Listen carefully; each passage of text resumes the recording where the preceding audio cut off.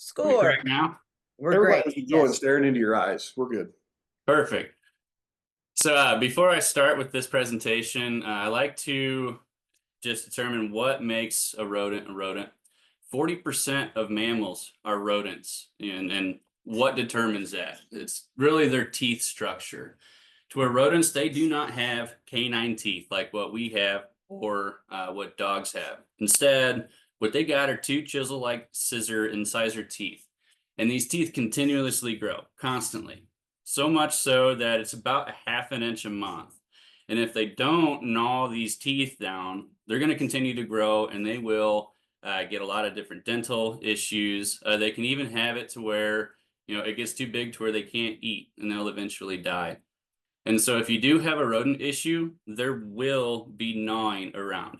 If there isn't, they will eventually die off.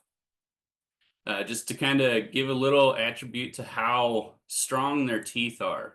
The outer enamel of a rodent's tooth is pretty darn tough. It's stronger than what ours is. On the Mohs scale of hardness, that's where they take a lot of different minerals and just see the hardness of it. And on a scale of 1 to 10, 1 being the softest, so like a soft pencil point, and 10 being a diamond.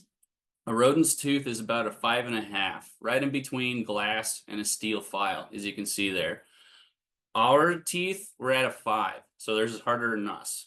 Some different materials that rodents have no problem chewing through. Lead, they can get through that like it's butter. It's no problem at all. Most of your woods, mice will have no issues going through at all. Some of your harder woods, like oak or whatnot, will be a little bit about 3.5 to 4 on a scale of hardness, so it's still pretty easy for them to chew through if they want to. Cement and aluminum, and I've heard a lot of people say that mice can't chew through cement. That's false. They can actually chew through it pretty easily. And if they wanted to grind their teeth down on human teeth, I guess they could do that too, metaphorically. I also want to give a little attribution to why rodents are so successful. For one, they are incredibly adaptable. Rodents, they can thrive in just about any environment. And if you were to take a rodent and throw it off of a plane, wherever it lands, it's going to be able to thrive, very easily. A very quick reproductive capacity.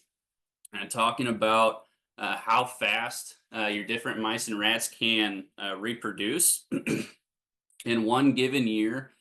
One house mouse, they're going to be able to produce about 35 mice in a year that we will catch out in the field. It's about 35 mice that will be weaned off of their mother, meaning that mice that will be able to survive off of something other than mother's milk. How that translates for us is how many we catch out in the field. Mice produces about 35 a year.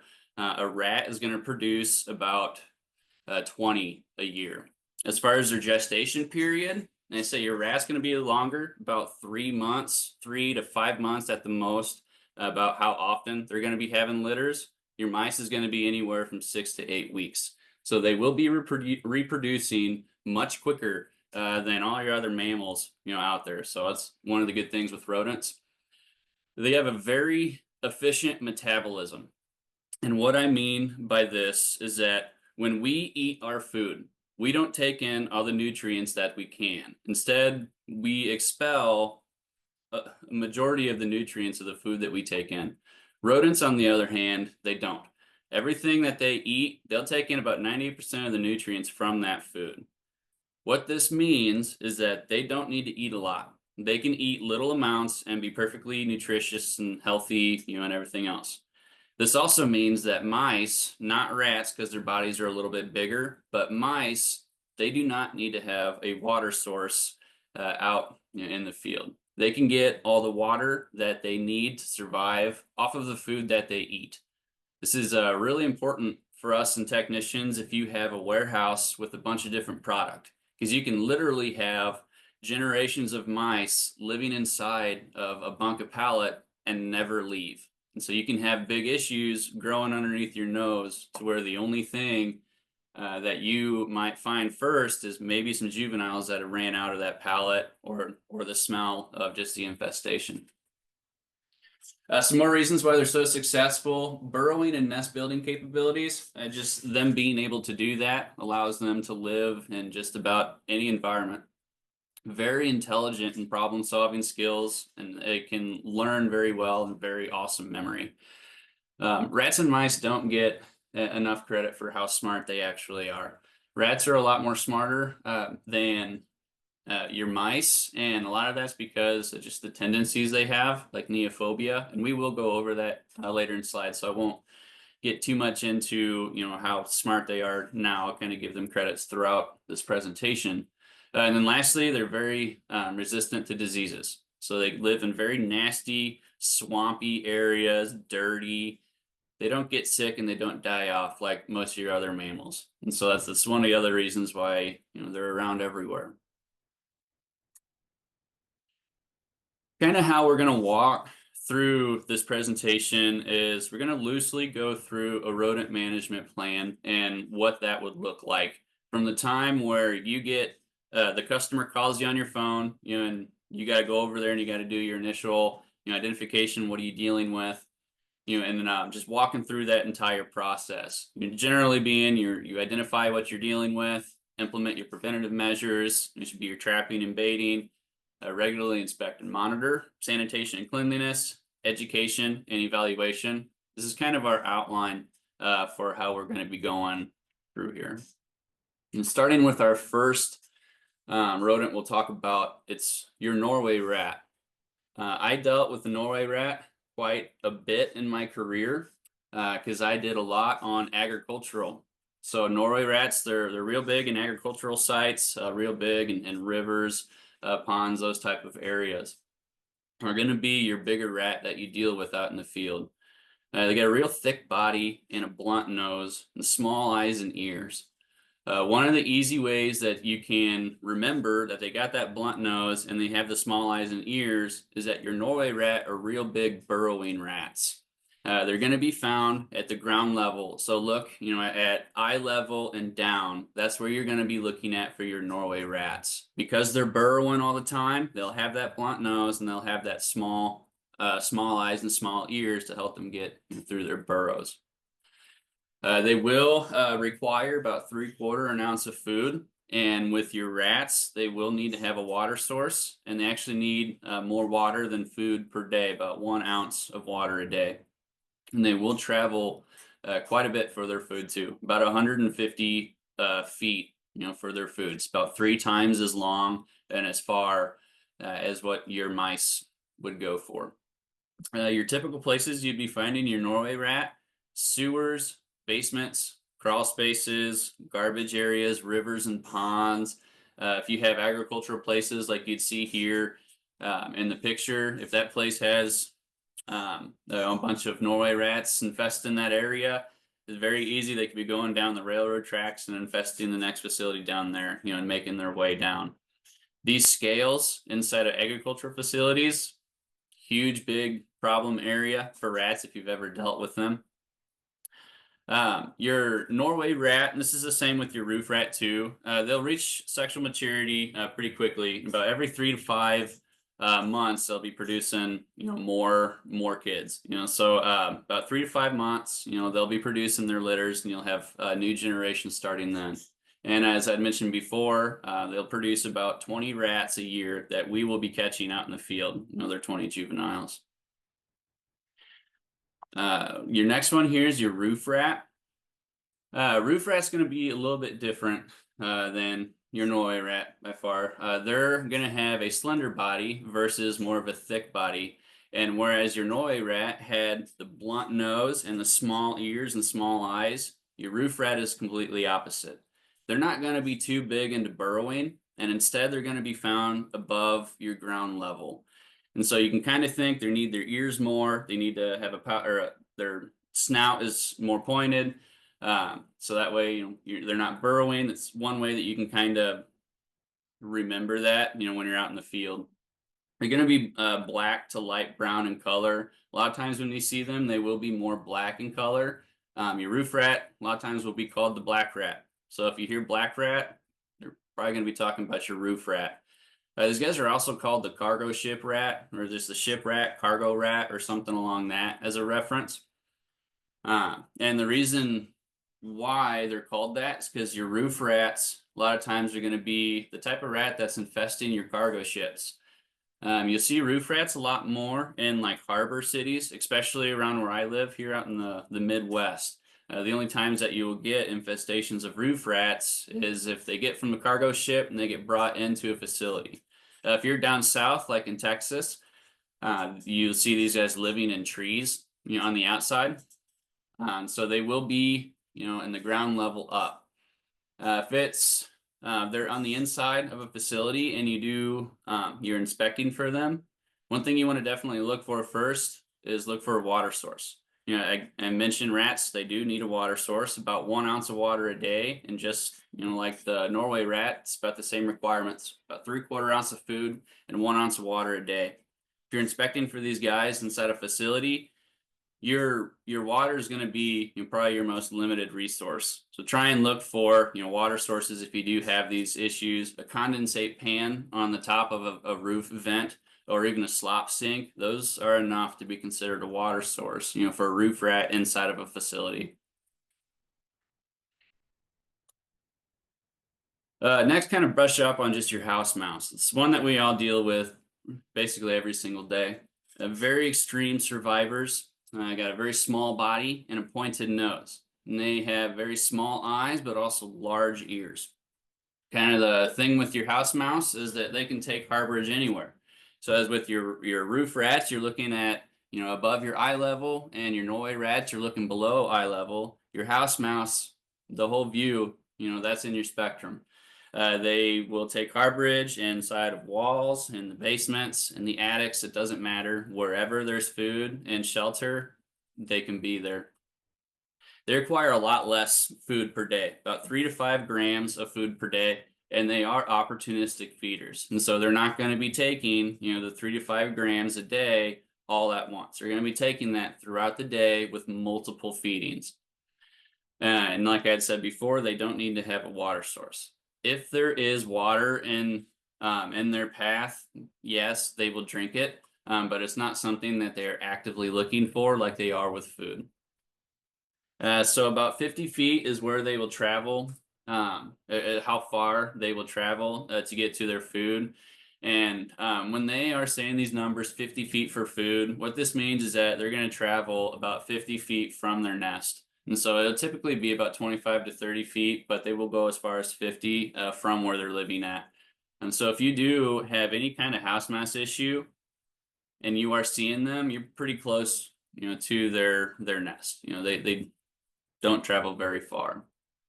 So, that's your house mouse.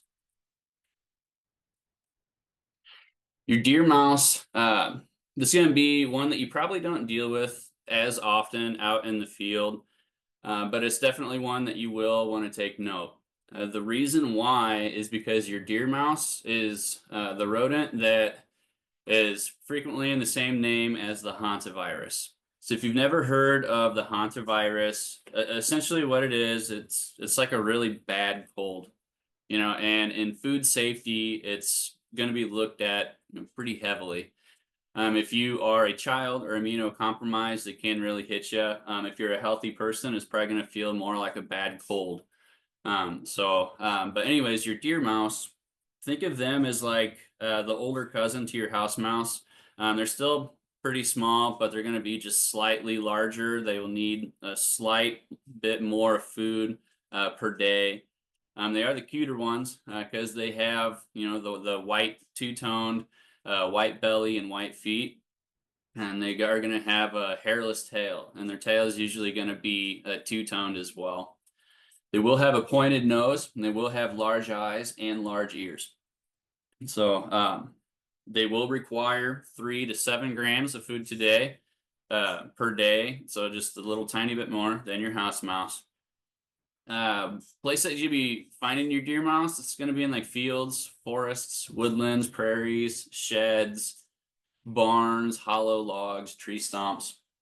And the time that you would really find these guys inside would be if you get like a really bad winter storm coming, it gets really cold outside, and they're trying to seek, indoor for shelter. That'd be an instance. Or if you get a really heavy rainfall, you might see them, in the sheds or in your outbuildings.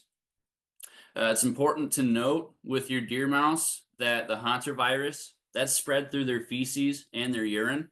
And that's really important to where if you have an infestation, and this is very important to tell your contacts because usually, most of the time, they'll be the one cleaning this up. But if you have a really big infestation of your deer mouse, make sure that you're cleaning it up the correct way.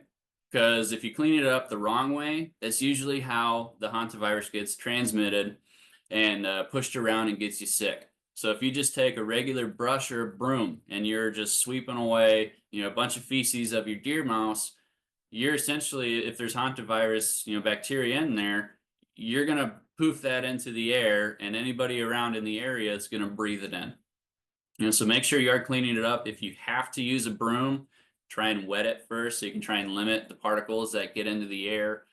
Use a vacuum if you can, just where the exhaust doesn't shoot and blow, everything everywhere. But be cautious of that. If you do have an ag facility, like your dryers, for instance, there's always something, a big hot spot for deer mice to infest in the off season where they're sitting empty for 7 months out of the year. Those dryers get infested and you'd see people get sick inside the facility, and you can only think, if they would have cleaned it properly, they probably wouldn't have gotten this sick, just from cleaning all the feces and everything from the mice in the infested areas.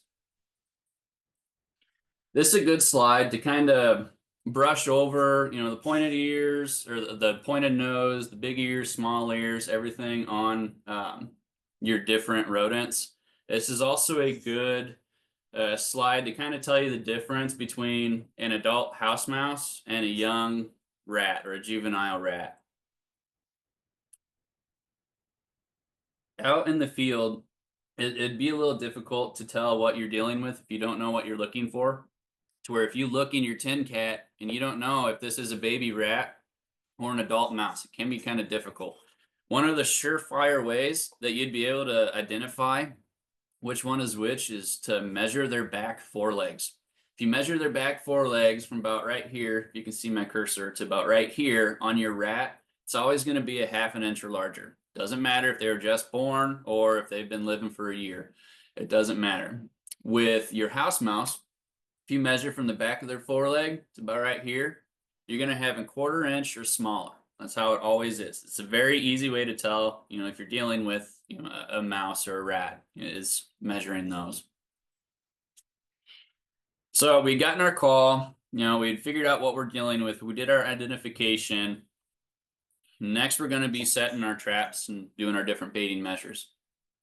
So when you're trapping, the style of your trap matters. You want to choose the appropriate type of trap based off of your target rodent species, or what your goal is. Are you trying to eliminate all the rodents there, or are you just really trying to maintain a facility?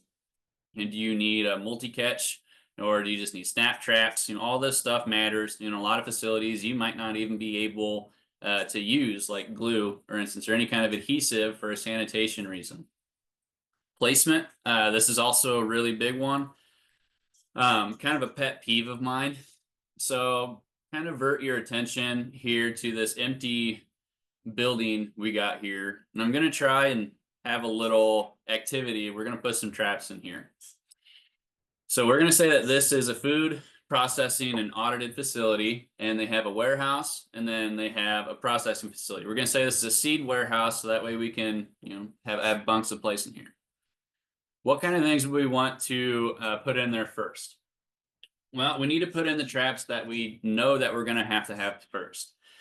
Put them in around the thresholds of your door. You can see here in the top left, it looks like you got dock doors. Try and flank the doors as much as you can. I know in a lot of instances, especially if you have 200 dock doors in a facility, that's not feasible, but try and limit, or try and at least, flank the dock door set. Try and do something.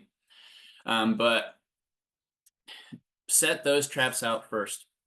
You're trying to look at the type of facility that you're dealing with. We have a warehouse with a processing facility, so we might need to add some extra traps just because of the type of facility it is. So we want to limit anything going into your processing facility, which is one of your biggest goals in any of these type of facilities. So put some more traps along the thresholds just to try and limit, the entry into it. And lastly, we're saying that this is an audited facility. This is where you would go and fill in any kind of supplemental traps. And I like to do this exercise because what I see, or what I saw with my technicians when I had my team, is that you would have your trap, they'd set their trap down in the corner, they would walk 20 feet, they'd say, yep, and then they would set their other trap down, and then they'd walk another 20 feet, set another trap down, and they would do this throughout the entire facility until the whole perimeter is covered, and that's your trap line.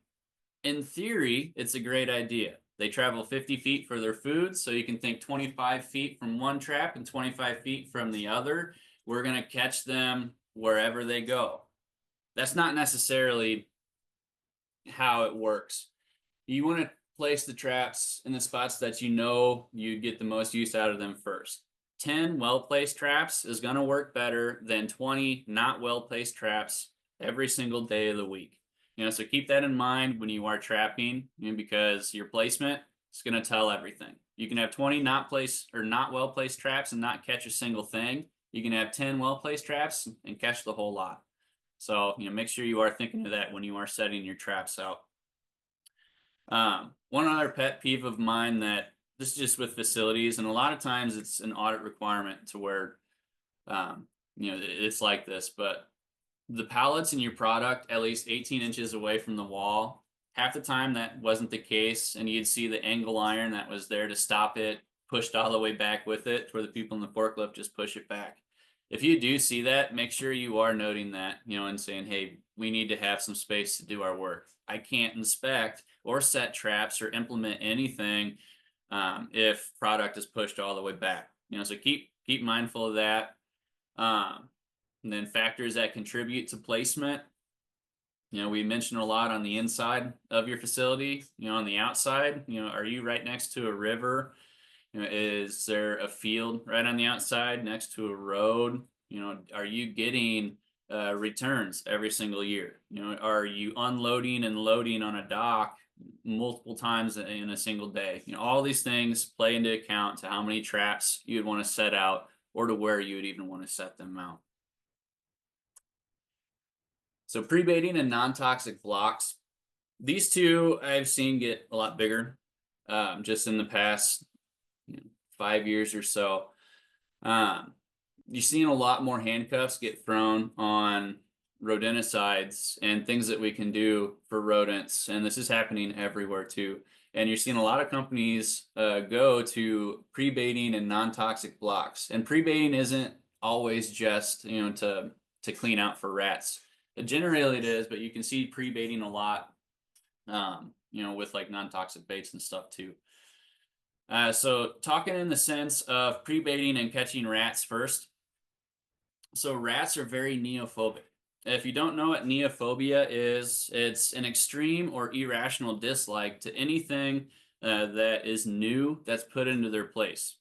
So if you are a rat and you're living in a room and somebody puts something new in there, you're not going to want to touch whatever they put in there for a while. It'll take about 2 weeks or so for those tendencies to start falling off. And so between that, you should really try to pre-bait for a minimum of 2 weeks. Pre-bait for as long as you can. If you can pre-bait for a month before setting your traps, perfect. So try and do it for as long as you can. And the point of it is you want to increase the trust between your rodents and your traps. We talked about the rodents' rapid memory and learning. This plays into a factor with it, not just your neophobia. So whereas rats will stay away from anything new, if one of their buddies were to get trapped in that rat, or if that rat almost got caught, he's going to sense danger in that style of snap trap. He will never go near that style of snap trap ever again. And so what you see a lot is if you have a really bad rat problem, and I would see this in my field and stuff when I would do do rat cleanout jobs, I would have technicians go there and they would just set traps right from the beginning, 100 traps. You come back there in a week or 2 weeks, and maybe one of them will be set off. That one, unfortunate rat who got caught basically just taught all the other rats in the area, don't go near this trap. Now all of your trapping measures have kind of been for naught. So it's kind of bad. And so there are a lot of traps that you can set them and they won't just go off. You can basically use, or the rodents can basically use it like a springboard, whatever. And that's really what you want. So, and it will be beneficial for mice too.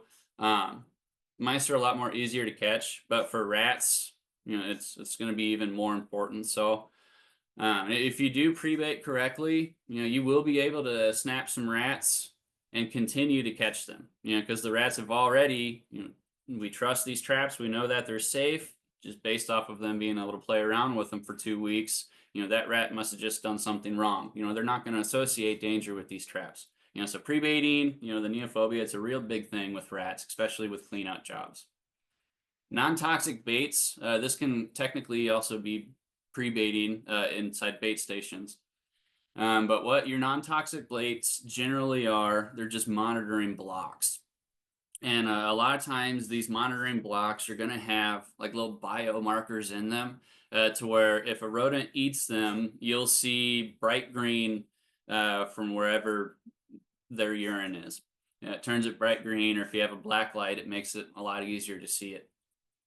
And then after they confirm activity, poison blocks are set in, or snap traps would be in to replace it if that facility you can't use poison blocks. And that's what you're seeing a lot now. They're going to be safe for all organisms and environment. And then snap traps and pesticides often applied after activity. Going a little bit more into baiting, use a combination of baits. And when I say that, I'm not meaning use the red flavor this month and use the blue flavor next month.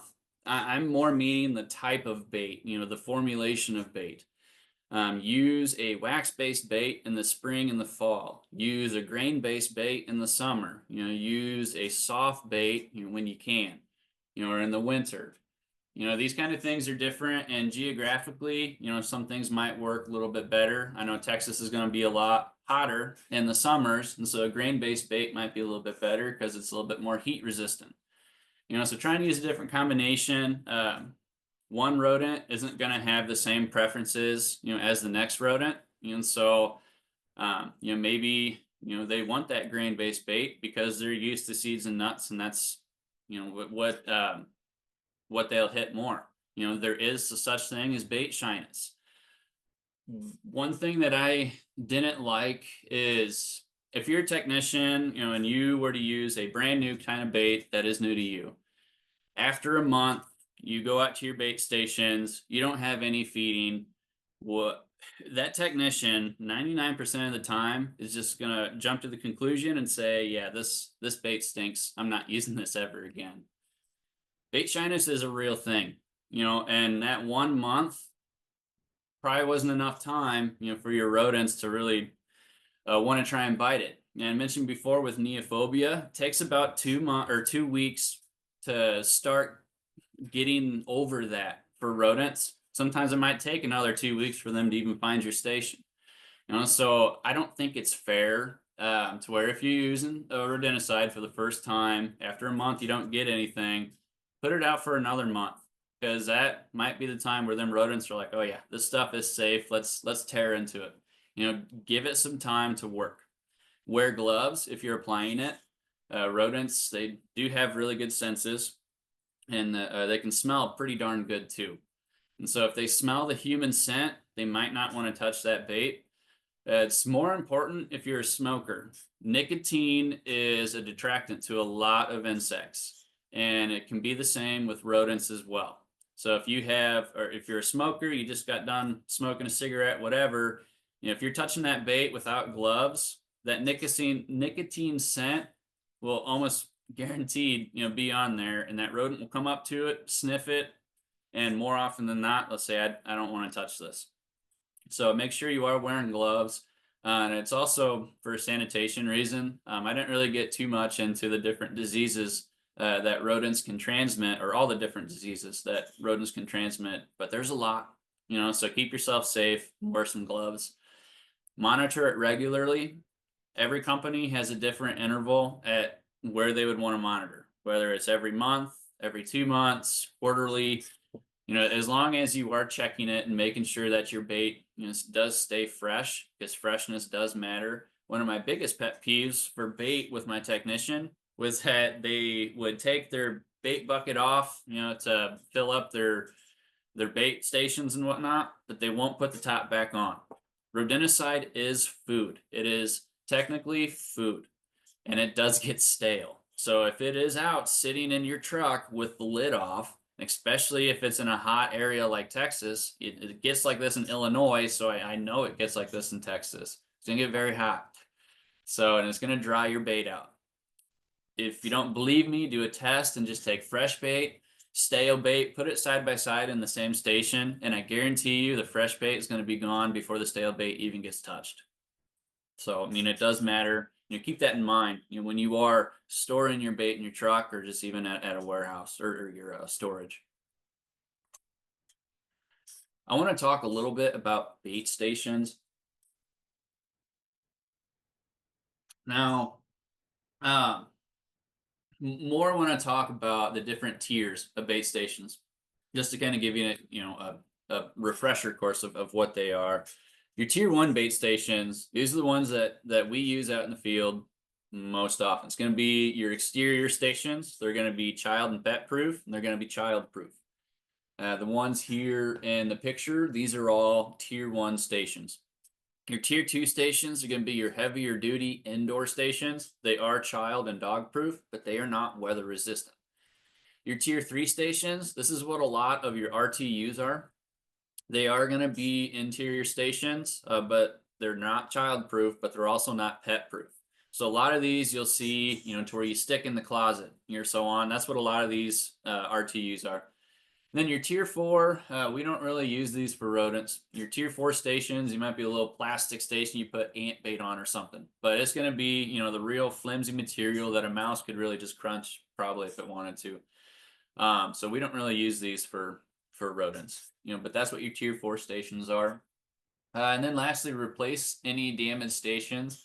What the main rule is with any kind of damaged stations, and especially with audited facilities too, if you can get a finger in there to touch your bait, then that bait station is not secure. Like, it'd be illegal to reload that bait station. So looking at this picture, this was actually done with a hailstorm. It was like a 5 to 10 minute hailstorm. Like, I actually thought somebody went around and vandalized my stations. But the cars in the parking lot told otherwise. I wouldn't have been able to reload any of these stations on my next exterior visit. If I were to do that, I could have been in a lot of trouble, and my license could have been in jeopardy. A child would be able to get their hand in there. A raccoon would be able to grab bait and pull it out. By law, it's much better to just not load that station and call it, like inaccessible because it's broken or damaged. You're gonna have to replace it eventually. But just a note: don't load it. If you do, you're putting yourself and then also the company that you're trying to protect, or you're doing pest control at risk. So be cautious of that.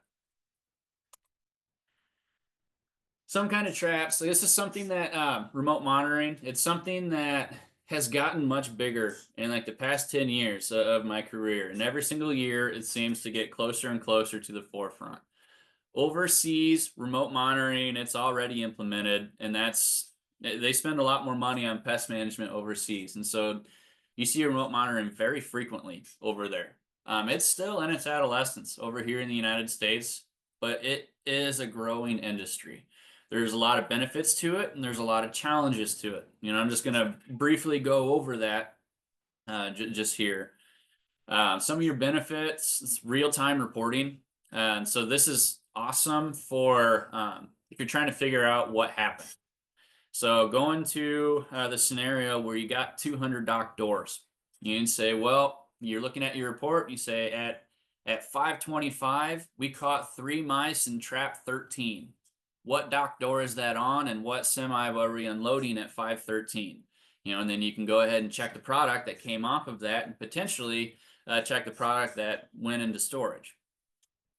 You can also tell, like, well, we have 10 catches, but every single one of them catches happened, from like 12 to 3 in the morning.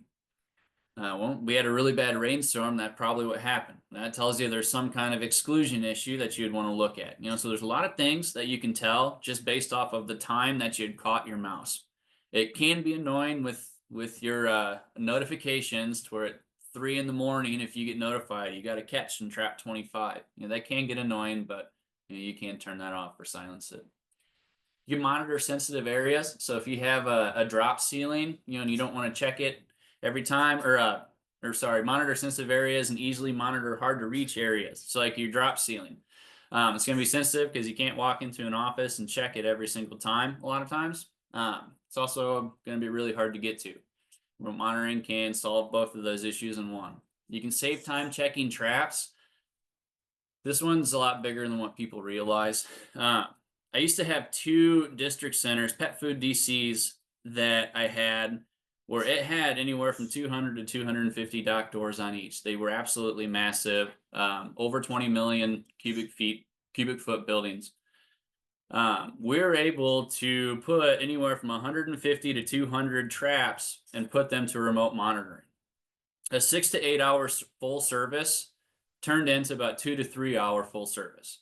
And so the amount of money we put in for remote monitoring there actually paid for itself. I ended up using the extra time just searching the actual bulk product, and spent time away from my trap line. But if you are a technician and you need that extra time is valuable, and at the time that you are saving in a lot of these accounts, especially if it's like a weekly account, you're going to it more than monthly or quarterly, the time that you're saving or the money that you're saving and your time, it will actually pay for the traps itself, so you can use it to your benefit. And then improved efficiency as well.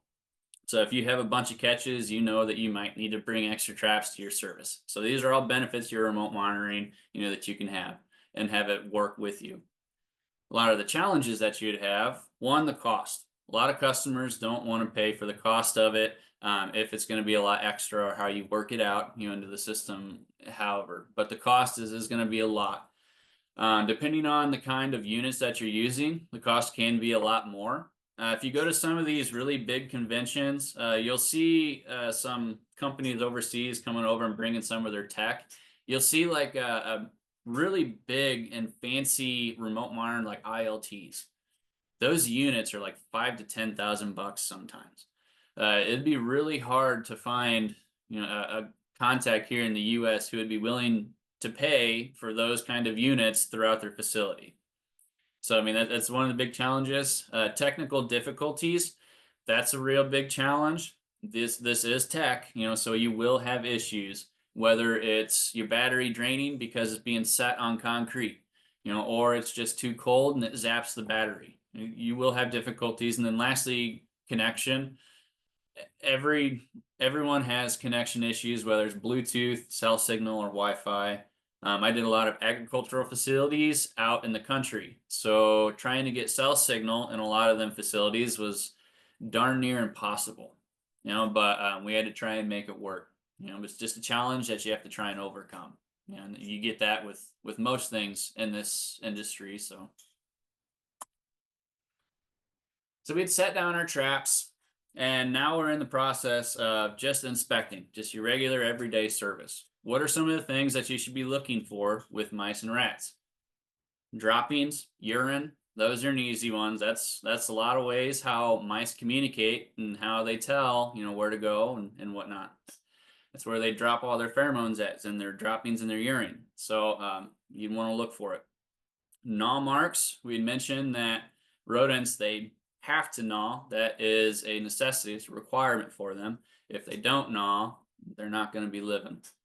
Grease marks, technical term for that is sebum. Rats and mice, their bellies are pretty close to the ground, and so when they're walking, their bellies are going to get pretty dirty. whenever they're jumping in and out of their burrows or jumping in and out of a hole on the wall, you're going to have a little grease spot from where their belly is rubbing, on the bottom of that. Those are the grease marks that we're going to be looking at or looking for, your sebum trails. Tracks, this is no different than wild game out in a forest. You can tell a lot by the tracks. I know that, oops, I know that these aren't real tracks, but just based off of these little prints here, so you guys be able to tell if this is a mouse or a rat. These are rat tracks. And the way that you can tell is because count the digits. Rats, they got 18 digits. They're missing their thumb-like appendage on their upper paws.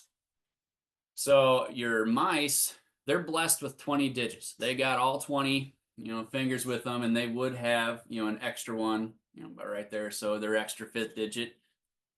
You can go even further to where if these were real tracks, you'd be able to determine if this is a roof rat or a Norway rat. Your Norway rats are on the ground. Your roof rats are up in the air. So they're going to be jumping, a lot taller distances and landing on the ground. Because of that, your roof rats are going to have a more pronounced back heel foot. So you'd see probably a little plus there if this was a roof rat. So you can tell a lot with their tracks, depending on what you're looking at. Burrows, look for burrows. Rodents love burrowing, so you want to look for it. A squeaking or scratching noise, a lot of times this is them gnawing, so they can get pretty loud, and you'd be surprised at how much you can hear in a quiet room. And so if you have a mouse issue and you're in an office, just sit and listen. You might be able to hear it. And a musky odor, this musky odor a lot of times will be the first thing that you find, or the first thing that you notice, as you're walking your trap line and see an issue, just because with your mice, we had mentioned they don't need a water source. And so if they are infesting in a bunk of goods, they don't necessarily need to leave. You might catch some of their juveniles running off and getting caught in their trap line, but they're going to be living in there. They're going to be pooing, peeing all the whole time while they're doing that. It's going to get a pretty nasty, musky odor. And that, a lot of times would be the first thing that you sense for your issue. Talking a little bit about their droppings, because you can tell a lot just based off rodent droppings as well. Your rat droppings is going to be much larger compared to your mouse droppings, 12 to 18 millimeters, and then your mouse, a lot smaller, 3 to 8. Some interesting things about your droppings. Rodents, they groom themselves all the time. Rats, they groove themselves all the time. Mice are almost obsessive about it. They are constantly cleaning themselves, kind of like a cat. They're licking themselves clean. Because of that, they're gonna intake a lot of their own hair. And so mouse feces, you're gonna see a lot of times hair mixed up in the middle of it. So if you're seeing a lot of hairy feces around, you'd probably be looking at, your mouse. You can tell how how recent that activity is just based off of how fresh it is. If it's fresh, it's going to be darker, shiny, and soft. And if it's faded, dry, hard, that's going to be old evidence. So that's important because we've all had that contact say, hey, I opened up a cupboard and I saw a lot of mouse droppings in there. I need you to set some traps in there right away. You'd be able to go up there and say, yeah, these are all old. We'll clean it up and we'll just monitor it and we'll see if we see any more. Or I say, yeah, these are all fresh. I guess this stuff's pretty recent. I need to set some traps down there now. If you look at droppings and they're the size of a rat's, but they have insect parts in it, it may look like rat droppings, but if it has insect parts in it, it's actually a bat. Bats can't digest like the wings and legs of certain insects, and so that'll go off in their feces. And so a lot of times you'll see bat droppings get misidentified as rat droppings. So look for the insect droppings if you do see them, just to make sure it's not a bat. Something interesting about rodents, they can't digest a lot of the artificial food colorings that we use. And so if they get inside your pantry, you can get some pretty interesting color feces. This picture here on the far right, this is what looks like if you're a rodent that gets into a box of crayons. So that's what that looks like, and how you can get all the different colors of the rainbow based off of that. We can use this with our rodenticide, to where if they're eating our rodenticide, that's going to be the same color as their feces. We'll be able to tell, if we see rodenticide colored droppings on the inside of our structure, and say, hey, there's something exclusion going on. This rat's getting outside for food, so on and so forth. We can use that to kind of help track, where they're going, or if they're getting in. Their burrows. This is a big one. Just always look for burrows. If you are doing anything to treat these burrows, make sure you're identifying whether that burrow is still active or if it's the entry or exit hole. This picture here on the far left, this is actually in Chicago when I was walking to a concert. But you can see all these different burrow holes. If I were to treat this, the first thing I would do is cover up all the holes just to see which ones are still active. These holes get used multiple times every single day. And so if it's active that next day, or even if you do it in the morning, at night, that burrow hole will be open. So I just noticed this now. I never realized that there was a dead mouse sitting here. I just not noticed that. But yeah, check if it is an inch or if it is an active hole. Next, you want to check if it's an entry or exit hole, and you'll be able to tell this just by how it looks. Every single one of these holes in this little flower bed, those are all entry and exit hole, or those are all entry holes. In every burrow, you're going to have your entry and exit holes, but you're also going to have your bolt holes. Your bolt holes are going to be, in case of emergency, break glass and run down this path to exit. These do not get used, only in an extreme case where they need to escape, and therefore you don't bait that. You don't want to. And because it doesn't get used, it's not going to be rounded out. You're not going to have, these clear spots that where they're going in and out from. Instead, it's just going to be a nice, clean, crisp, just like this hole right here. This hole in the far right, that is most likely going to be a bolt hole. There's no sebum marks that you can see on these stepping stones. There's no there's no path or clear path that you can see where they're going in and out from. So if I were to bait that hole, it's really going to do nothing. You're just going to, you're not going to help yourself. It's going to be for naught. So because of that, bait the entrances, not the bolt holes. You're going to want to use multiple bait placements. You're going to want to place the bait as deep as you can. And always adhere to your label. Burrow baiting a lot of times is frowned upon just because there's a lot more rules that deal with burrow baiting. So make sure you're checking your state laws. To make sure, hey, I can't burrow bait more than 50 feet or structure or however Texas is. I didn't look at that before this presentation. But make sure you're looking at that, and also read the label of your rodenticides, because a lot of them you can't use for burrow baiting, and a lot of them are specifically for burrow baiting. If you are doing it, try and use a tool. So all these tools, really the whole purpose of it is to just try and get the bait as deep into the burrow as you possibly can. If you don't have any tools, a spoon or a funnel is going to work better than nothing.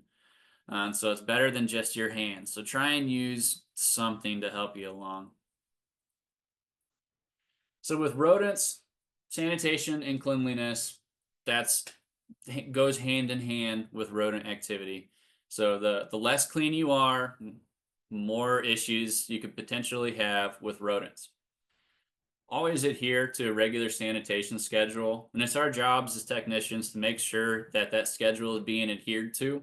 In a lot of cases, you need to be involved in what gets cleaned and how often as well. And like your facilities and to their protocols. Like you should be involved in that regardless. Make sure that you're tightly sealing bird food or food, bird seed, pet food. Make sure you're sealing all of those. Regularly take out your trash. Pretty common sense things, but a lot of times, these are the type of things that get forgotten about, more often than not. So here on this pretty far picture on the right, you can see where there's a lot of issues going on here, pretty unsanitary. If you ever do come across, things like this to where you have some really gnarly insulation, that's filled with rodent feces and urine, try and save that. It sounds weird saying that, but if you are a pregnant female mouse, that's the one that you want to catch. They're not going to be eating, the foods practically like everybody else. Instead, they're going to be eating something that they know is safe. What they'll be looking for is nesting material. That stuff is perfect nesting material. And if you have just a regular cotton ball sitting right next to some of that stuff, you're going to take that stuff and ignore the cotton ball because that's going to be even more perfect nesting material. Put that stuff in a snap trap near a harborage, and you might be catching, your adult females or, your um, shoot, your alpha. I'm having a brain fart in the word. You're more dominant. That's what I'm looking for. You're more dominant rodents. That's what they'll be looking for. Your nesting material. Your pregnant females looking for nesting material. So if you do come across something like this, save it. Put it in a baggie and use it in a snap trap next. I used to do that in my career, and I could tell you it worked almost as well as regular bait, and it was the mice that you would want to be catching. Exclusion, it's a real big thing with rodents. We know that. The quarter dime rule, you may have heard the pinky thumb rule as well. So what this means, just briefly, anything the size of your thumb or a quarter, a rat should be able to fit himself through. Anything the size of your pinky or a dime, a mouse to be able to fit through. Now, they won't be able to go at a full sprint and dive right through these small holes. They will have to contort their body in the way to where they can actually fit through it.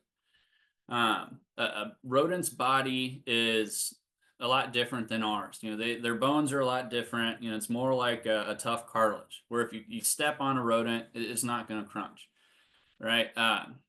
So because of that, like you'll see, or not, you'll see.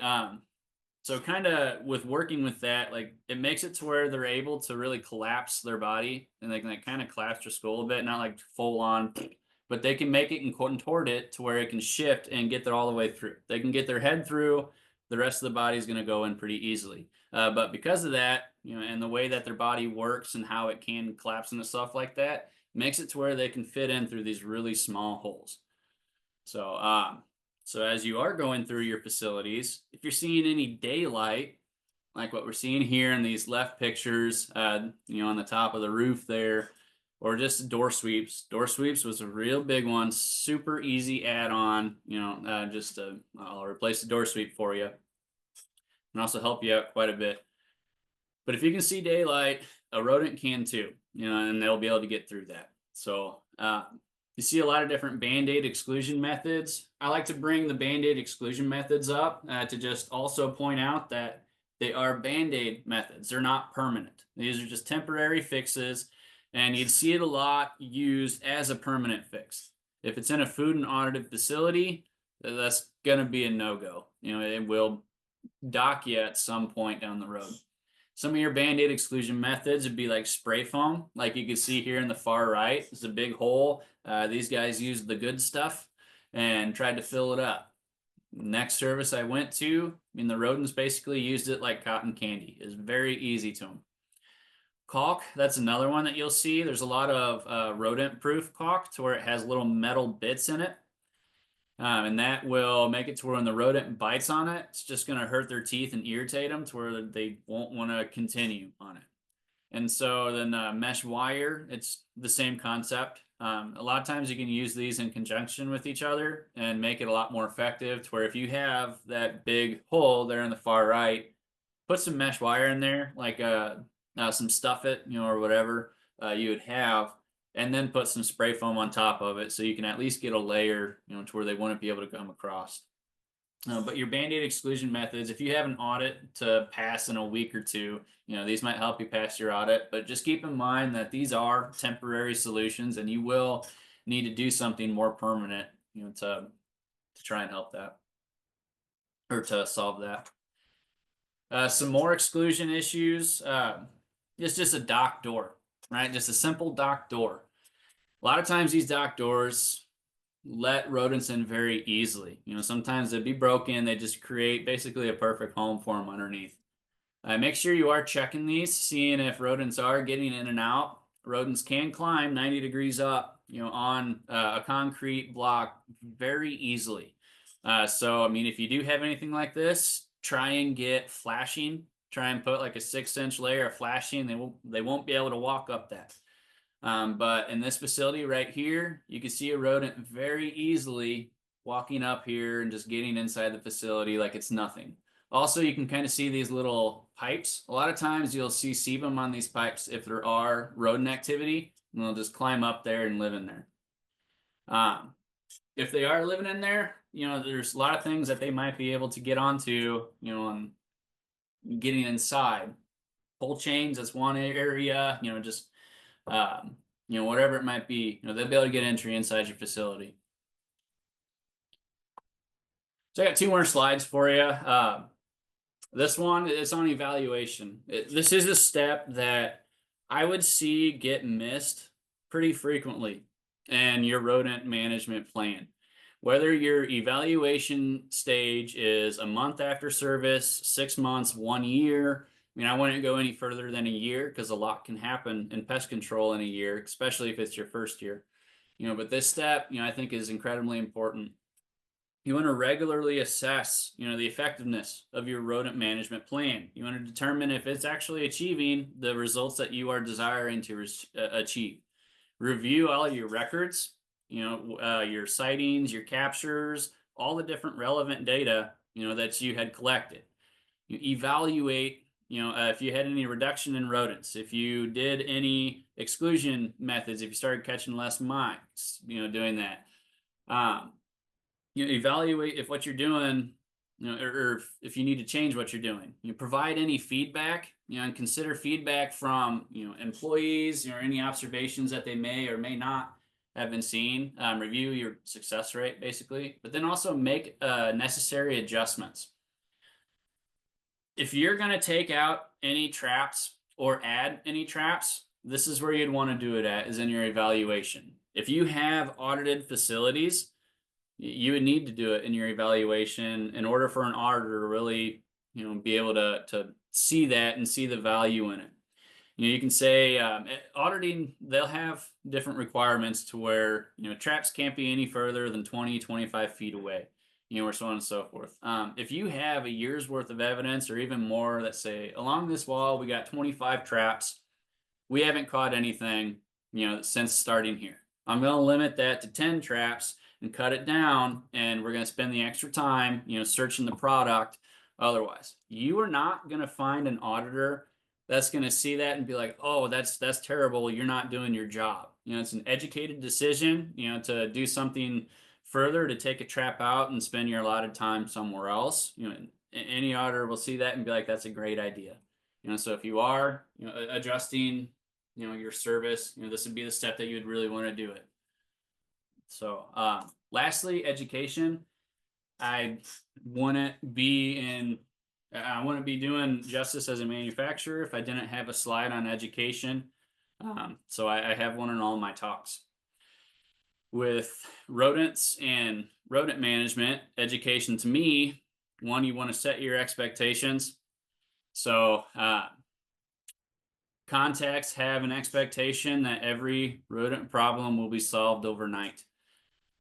Us as professional pest management people, we know that that's not very feasible.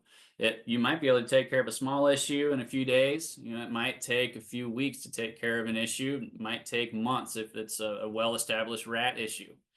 Set them expectations, from the beginning. This is also setting the expectation for if you have the dryer and it's full of deer mice, let them know I can kill them, but about 2 weeks, for about 2 weeks, it's going to stink to high heaven, just because it's going to smell a lot. Those type of expectations, or else you're going to get that call and say, hey, I know you had a big mouse issue a few days ago, but it stinks like crazy now. Well, we told you it'd stink, but warn about the health risks. Going back to the dryer with deer mouse scenario, let them know, the deer mouse, you can transmit the hantavirus with this. So be cautious of that and make sure you're cleaning up those infestations correctly. Teach proper food storage and handling. Be stewards of your product. That we do need to read our labels, and as technicians, we need to be stewards of the product. Then lastly, this one's just a very quick note, just making sure you're teaching and developing technicians, just not taking somebody from the street and just saying, here you go, set some traps out.